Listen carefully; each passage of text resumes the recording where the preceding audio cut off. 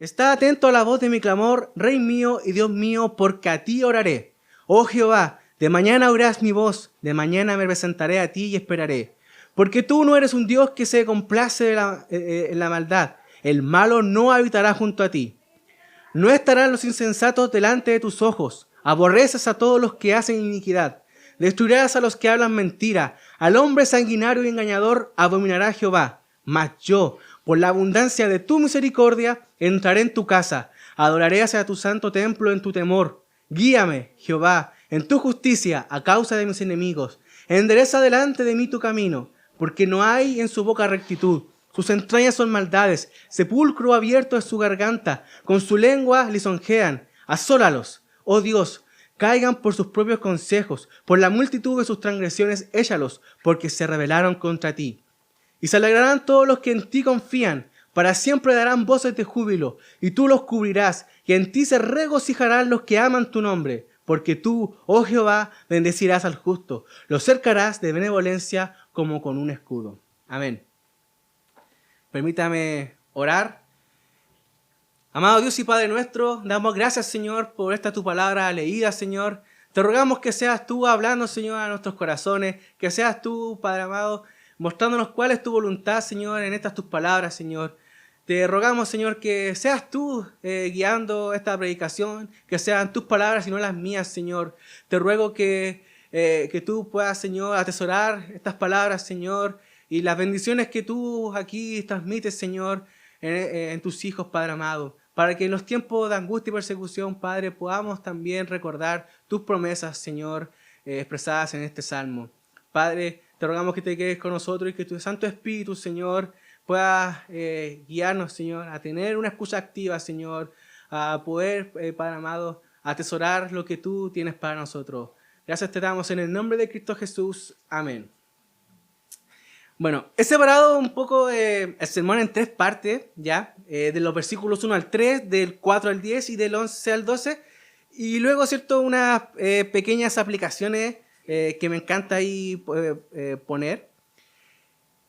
Y la primera parte, ¿cierto?, le he puesto como título, solo por ponerle algo, ¿cierto? Una oración ferviente. La situación que asolaba a David es una en la que todos podemos estar. Cuando la adversidad acecha, ¿cierto?, no siempre nos acordamos que somos cristianos. Cuando estamos en ciertos momentos difíciles, a veces lo primero que nos preocupamos es en lo que estamos pasando, en lo que estamos padeciendo, y a veces se nos olvida un poco que somos hijos de Dios. Y se nos olvida que Dios nos ha dado armas, medios de gracia, que son armas espirituales. Pero lo que vemos en el texto es que David sabe quién está con él. Y pese a la aflicción, él oró. Lo primero que él hizo es oró. Pero no oró 5 minutos ni 10 minutos, tampoco una oración aprendida de memoria. Él oró fervientemente, no de manera fría. Podemos observar en la Escritura estas palabras: escucha, considera, está atento. Esta reiteración de palabras a modo de súplica que hace David no es mera palabrería que él está haciendo, sino que es una evidencia de que David se lamentaba sinceramente delante de Dios y que él no iba con duda ante el trono de gracia, sino que vemos que cuando él clamó, lo hizo creyendo en lo que estaba haciendo. No lo hizo como si fuera a los oídos de un sordo, sino que con la claridad de lo que a veces nosotros olvidamos.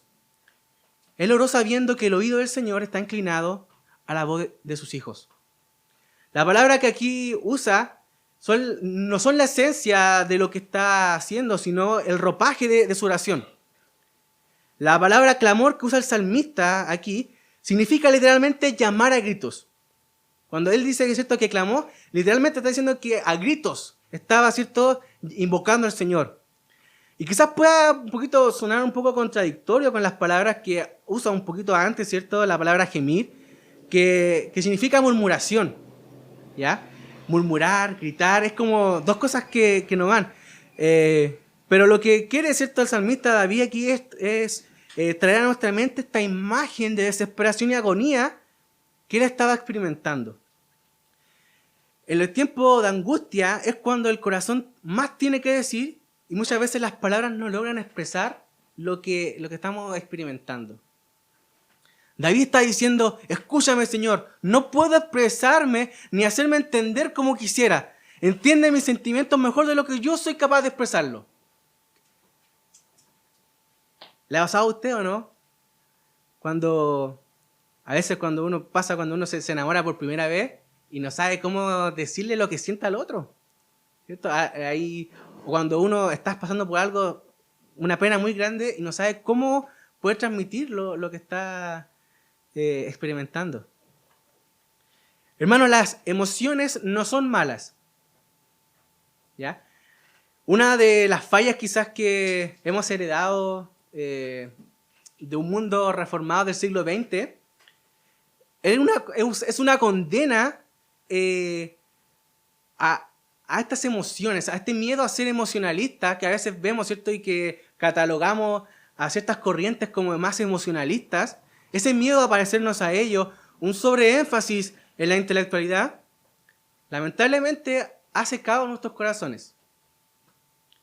Pero cuando vemos, por ejemplo, a los reformadores, a los puritanos, los pactantes, vemos oraciones como la de David, lo que Martin Lloyd-Jones llamaría lógica con fuego, oraciones apasionadas, haciendo uso de sus emociones, pero enfocadas correctamente. Lo que está haciendo David aquí es precisamente eso. Él clama, Rey mío y Dios mío, a ti oraré. Este fervor está cubierto por la esperanza viva de saber a quién está dirigida. Pensemos en esto. ¿Quién es Dios? Ciertamente es el Señor y Creador, pero también es su Padre, su Salvador. Entonces, ¿cuál sería la forma correcta de acercarnos a Él? ¿Es un Padre lejano? ¿Es un Salvador que simplemente nos salvó y se fue? No, es alguien cercano, alguien que está ahí. Jesús nos enseñó a orar Padre nuestro. Y vemos en el pasaje cuando ora en el Monte de los Olivos, en medio de la aflicción de saber que Él va a ser crucificado, que lo primero que hace es orar al Padre. Pablo testifica que este es el Espíritu que mora en nosotros, nos dice en Romanos y en Gálatas, por el cual también nosotros podemos clamar, Abba Padre. Este mismo Espíritu de saber que Dios está escuchándonos, que Dios está ahí. Dios no es un ser lejano a nosotros. Él conoce nuestras aflicciones. Cuando somos pequeños y nos caemos y golpeamos muy fuerte o cuando alguien nos agredió, ¿cierto? De tal manera que nos causó mucho dolor, lo primero que hacemos es llamar a nuestros padres. Yo lo veo, por ejemplo, en mi hijo pequeño Agustín, tiene un año 6 meses, un año 7 meses, y, por ejemplo, él se cae y se para, pero cuando se golpea muy fuerte, él desesperadamente llama a su mamá. Y si no está la mamá, me llama a mí. Entonces, eso es un poco la imagen que nos quiere transmitir de esa cercanía, de saber, ¿cierto?, que si clamamos, si llamamos al Señor, en medio de nuestro dolor, Él está allí. Él está ahí presente. Tenemos testimonio suficiente en la Escritura y también la obligación de ir a nuestro Padre Celestial, aun cuando Él ya conoce todas las cosas. Él nos invita a venir. David nos quiere enseñar que cualquiera que invoca a Dios en sus calamidades nunca encontrará un rechazo de Él. Porque aun cuando padre y madre te dejan, dice el Señor, yo no te dejaré jamás. Pero tenemos la tarea de orar. La oración, hermanos, es un medio de gracia. Es por medio de ella que fortalecemos también nuestra fe. La oración debe ser nuestro primer respirar. Fijémonos en lo que nos dice David. De mañana oirás mi voz. De mañana me presentaré y esperaré. Este presentaré que él utiliza tiene la idea de dirigirse a Dios.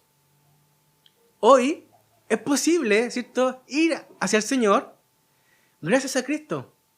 Por medio de Él tenemos libre acceso al trono de gracia. No necesitamos otro mediador. El velo, nos dice la Escritura, que fue rasgado. El precio fue pagado. No tenemos excusas para no ir a Él, para no presentarnos en oración ante su trono.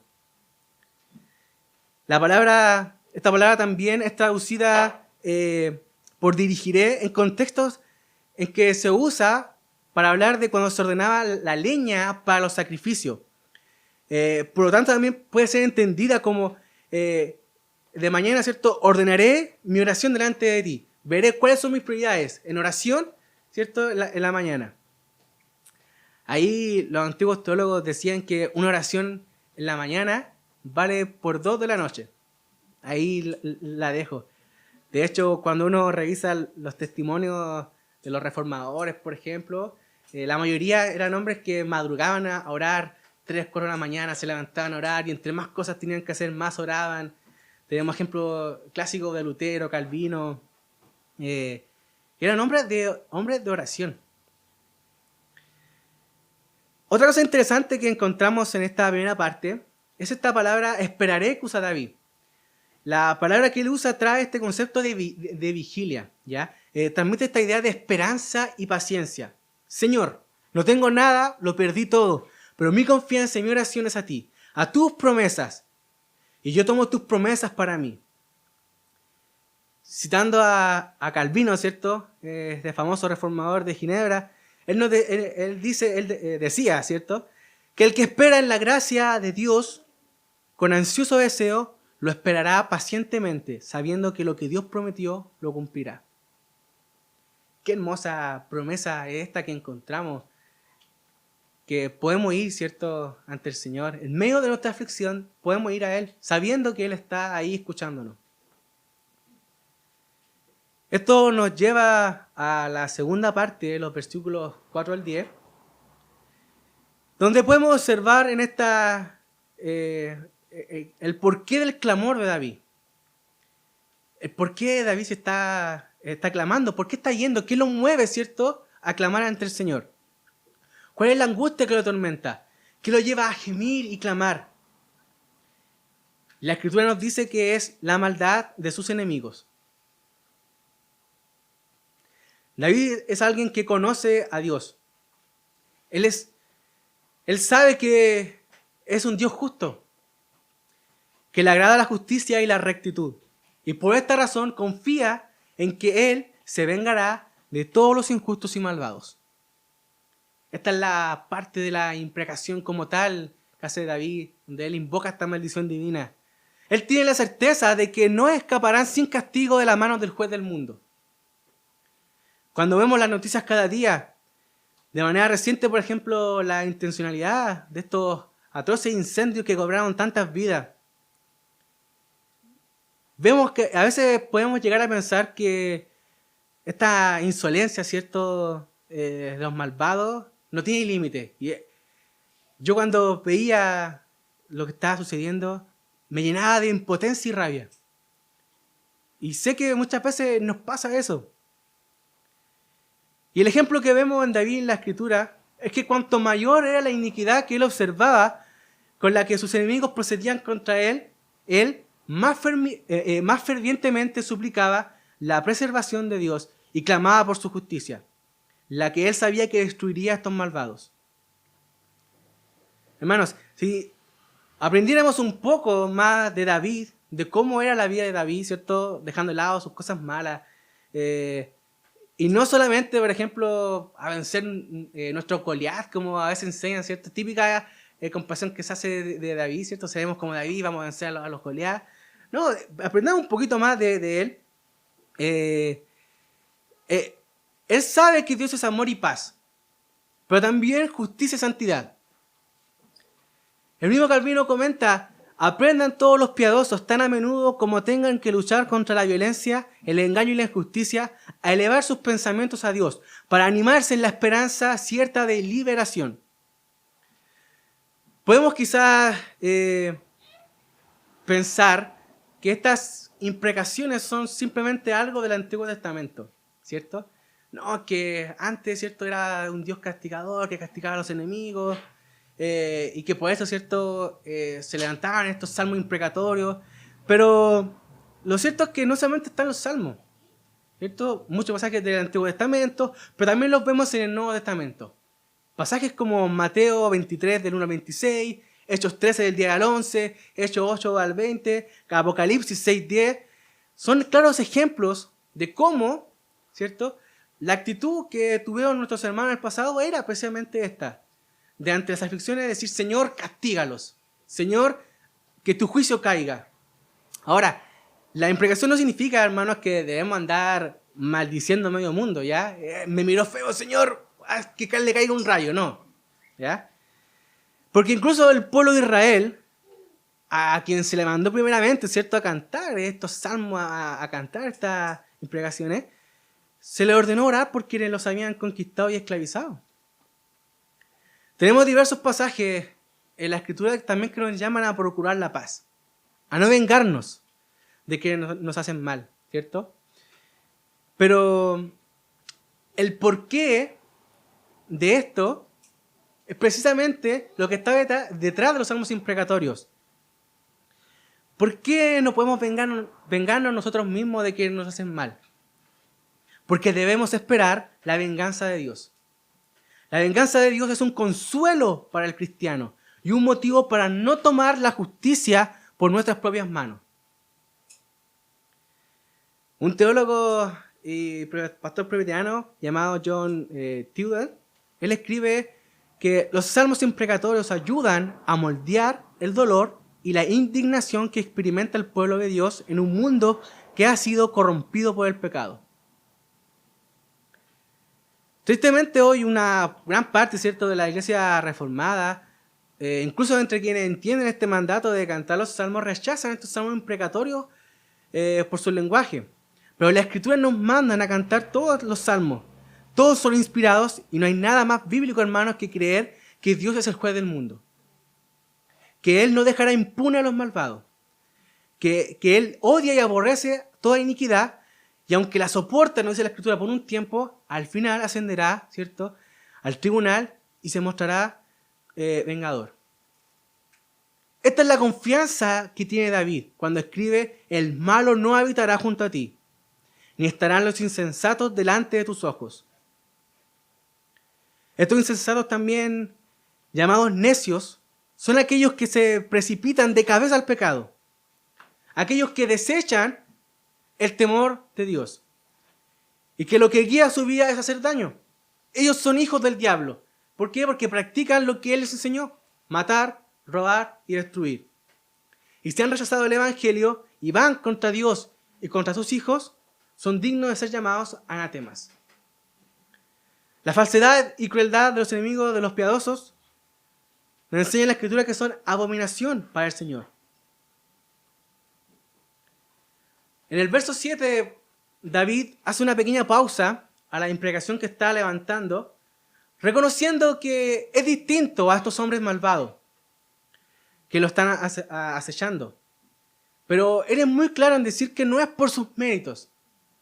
No soy diferente a ellos porque tenga algo especial, sino por la misericordia de Dios. Y por esta misericordia es que él ahora puede entrar a la presencia de Dios a adorarle en su temor. Este es el temor correcto de un verdadero adorador, el temor a Jehová, aquel que nos hace mirar sus misericordias y que nos acercan a Jesucristo, quien vino a tabernaculizar, ¿cierto?, a ser Dios con nosotros, a ser el nuevo templo en donde podemos hoy ir a orar. Por medio de Cristo, ¿cierto?, podemos ir a Cristo a orar al Padre. Y David insiste en esto: guíame, Jehová. Guíame, Jehová. Él reconoce una debilidad que es también la nuestra, hermano. A creernos más justos que otros. Más justos que aquellos que nos hacen mal. Más justos que el violador, que el asesino. Y él dice: guíame en tu justicia. Endereza delante de mí tu camino. Necesitamos ciertamente la sabiduría divina para no ser contados, hermano, entre estos impíos. Para no apartar nuestros pies del camino que es Cristo. Así como lo hacen estos malvados. Donde la Escritura nos dice que en cuya boca no hay rectitud, cuyas entrañas son maldades, cuyas gargantas son sepulcros abiertos y cuyas lenguas solo saben adular vanamente. Estos hombres carnales de los cuales antes también fuimos parte. hoy por la misericordia de Dios hemos sido justificados. Y son precisamente estas las palabras con las que describe Pablo al hombre caído en Romanos 3:13. Él cita estas palabras cuando nos dice que no hay ninguno justo. David termina su imprecación orando a Dios para que Él los asole y los haga caer, nos dice, por sus propios consejos, como que si estuviera diciendo: Señor, prívalos de su entendimiento para que tomen decisiones que resulten infructuosas. Un ejemplo de esto, que quizás pueda sonar un poco confuso, lo vemos por ejemplo en la liberación de Israel, en el Éxodo, cuando Dios endurecía el corazón de Faraón y castigaba con plaga sus acciones. Esto es lo que David tiene en mente y termina diciendo: porque se rebelaron contra ti. Son sus enemigos de él. Pero él está diciendo: Señor, estos mis enemigos se están rebelando contra ti. Como si estuviera tomando las palabras de Jesús, ¿cierto? Quien dice: lo que hiciste a uno de estos mis hermanos pequeños, lo hiciste contra mí.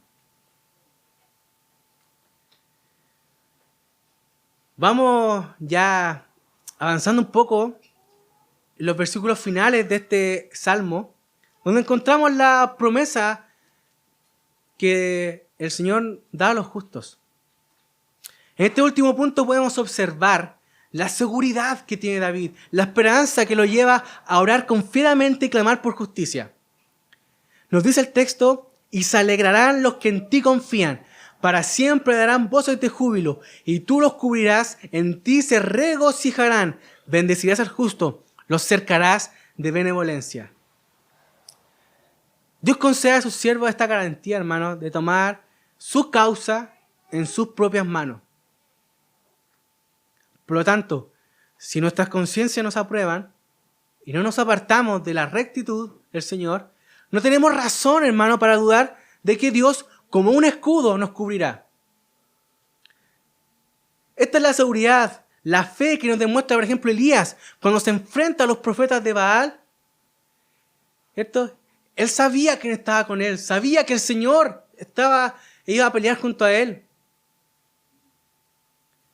O como lo dice el Señor Jesús: si tuvieras fe como un grano de mostaza. A veces nos falta esa pequeña fe para decir a los montes que se muevan.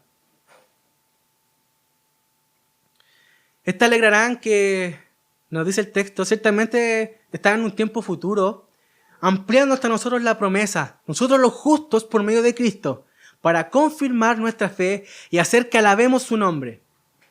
Este pasaje nos deja ver que el verdadero gozo, hermanos, solo procede de Dios, de su protección.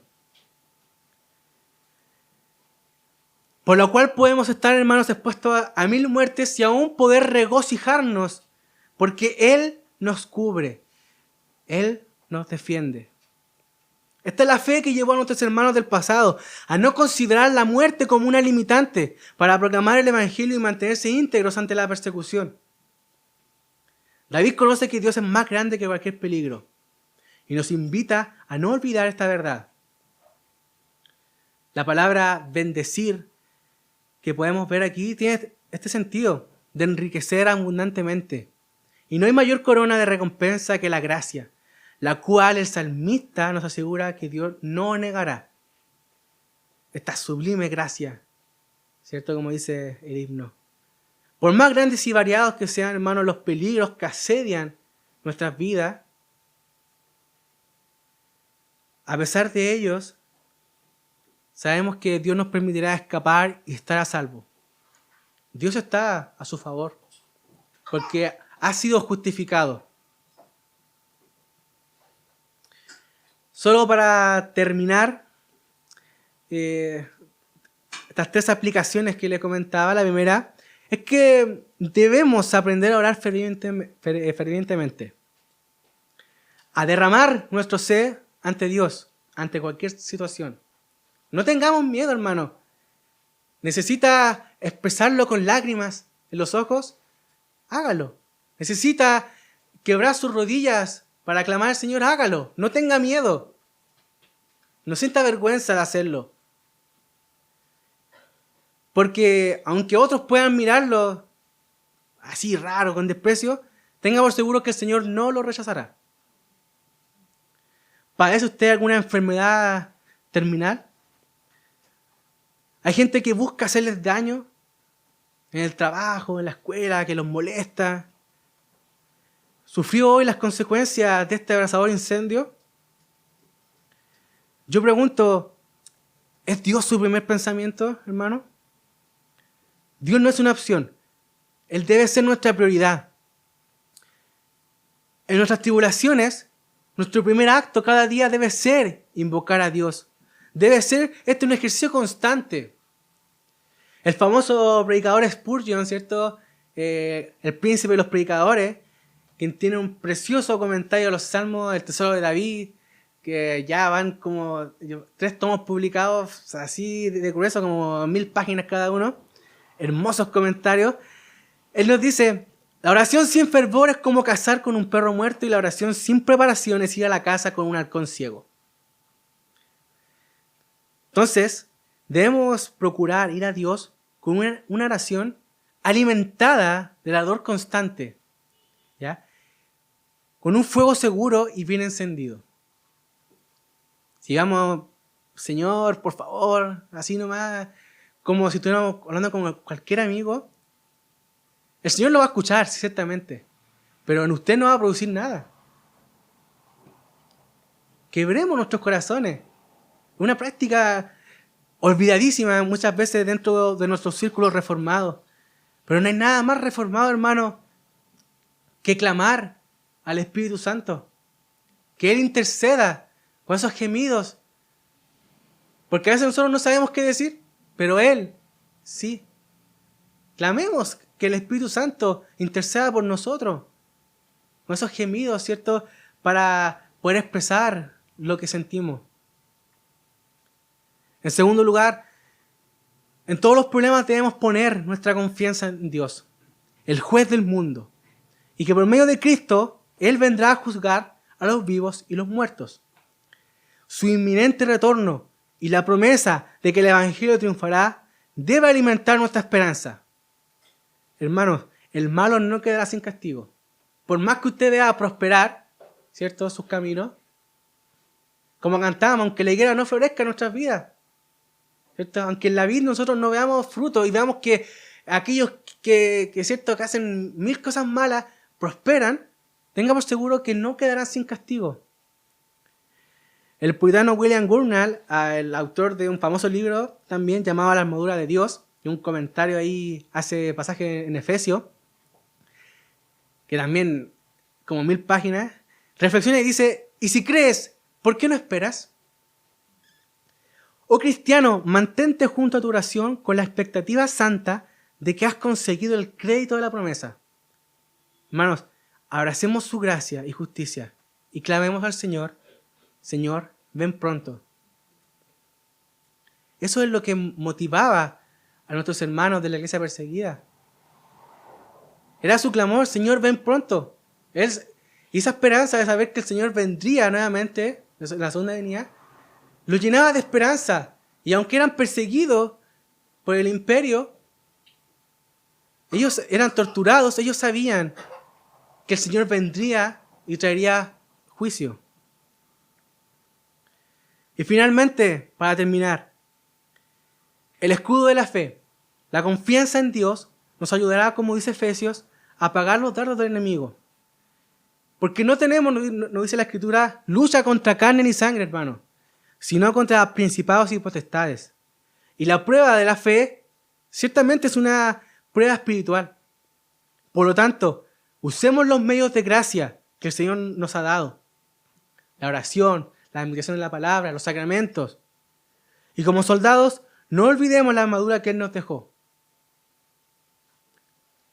Una lucha espiritual que tenemos. Porque el enemigo lo que quiere es hacernos dudar de la fe en el Señor. No, si el Señor no te está escuchando. No, ¿cómo te va a escuchar el Señor si mira lo que así? No, es que te falta fe. No, hermano, Cristo ya murió. Eso es suficiente. Y por medio de su sacrificio hoy podemos confiadamente acercarnos. Y como dice Pablo, clamar: Abba Padre, Padre.